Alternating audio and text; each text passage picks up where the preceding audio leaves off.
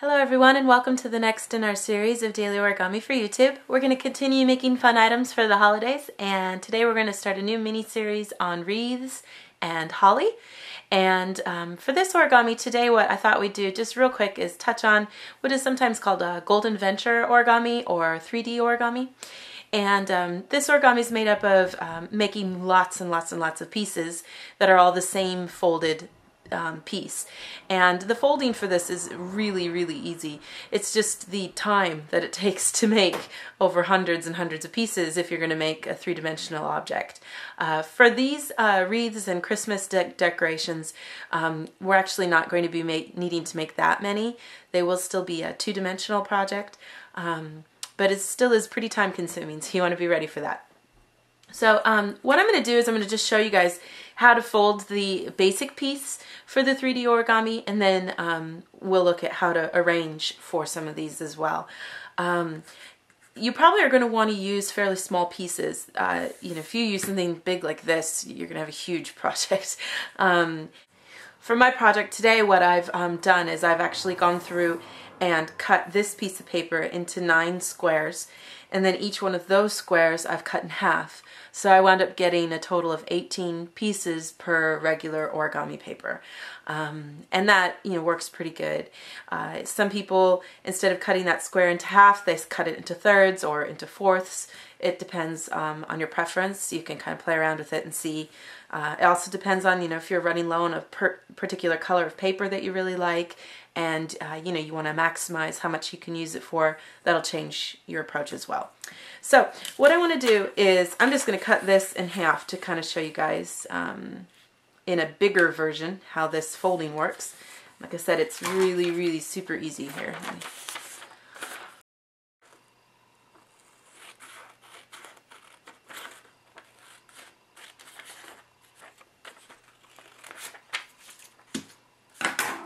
Okay. So you do want a rectangular sheet of paper like this. And what we're going to do is we're just going to fold it in half.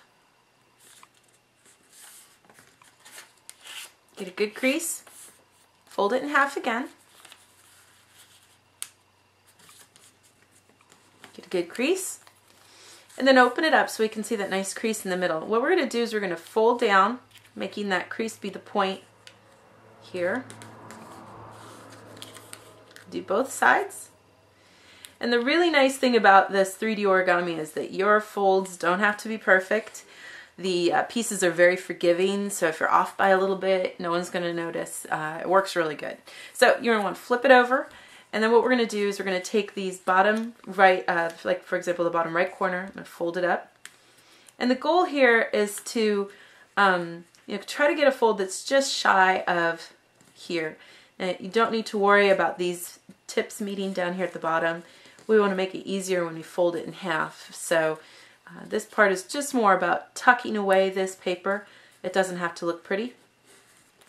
And again, like I said, this is really forgiving kind of origami, so any mistakes, usually you barely can see them at all. So now that I've got those folded up, I'm just going to push these up to the top. So if you left that little bit here, it'll make that fold a little easier. If you bring this too close to the edge, then you're going to be dealing with extra paper. And then all we need to do here at the last step is just fold in half again.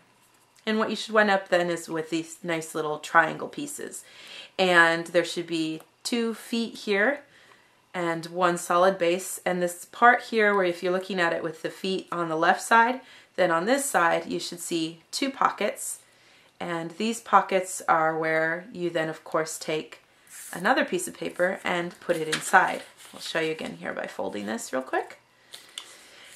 And for some of the larger projects that you do with 3D origami, like I said, you actually need 200 or 300 pieces of these guys made, and that's a lot of work. It takes a long time to make those. You'll get very good at folding these without even needing like a table. Probably be able to just fold it in your hands as you go, so that you can get done quickly. I recruit my kids, make them do it. Any of those kinds of things are good to help out.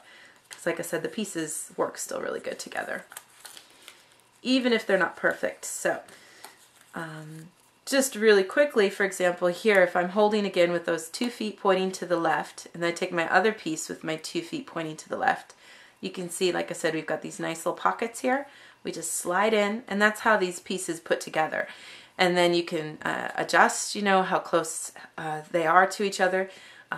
And what we'll be doing today is I'm just going to show you a couple of arrangements to make a candy cane and a wreath using these pieces. So like I said, again, I took a regular piece of origami paper, I cut that into 9 squares, and then cut each of those squares in half so that I get a total of 18 pieces. And for the first arrangement, I was going to show you guys here. It's going to show you my candy cane here. And what I wound up doing is I have 30 pieces here, and of these 30 pieces I have, let's see here, how did it work out? 1, 2, 3, 4, 5, 6, 7, 8, 9, 10, 11, 12 of those are red, and then 18 are white, since the stripes on the candy cane are a little less important than the white part.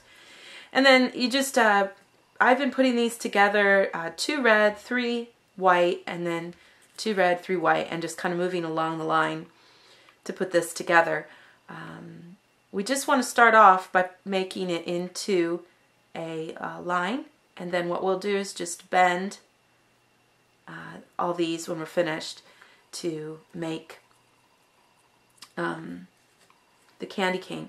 Now, when you do this, you do want to make sure if you're dealing with some flimsier paper, you might need to, or pieces, you might need a little bit of glue to keep things together. Especially with these two-dimensional projects where you're using the Golden Venture fold method, you probably will maybe need some glue because there's not that many other pieces on top and bottom to keep everything kind of in check. So I'll just go ahead and follow my pattern here. All these together.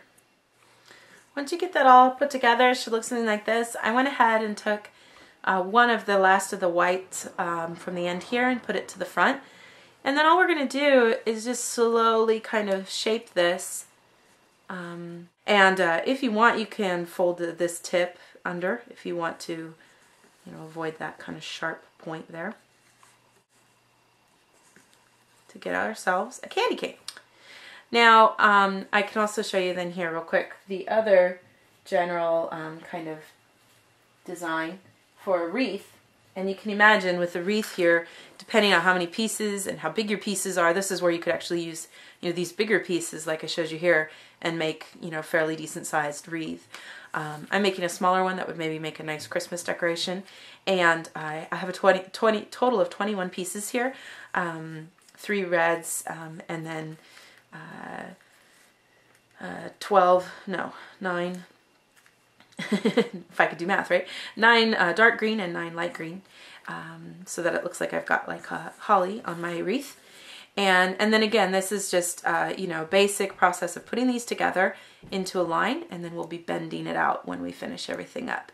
And this, because we are, you know, doing stuff a little it's going to be a little looser probably. I'm not going to push my pieces together that early on.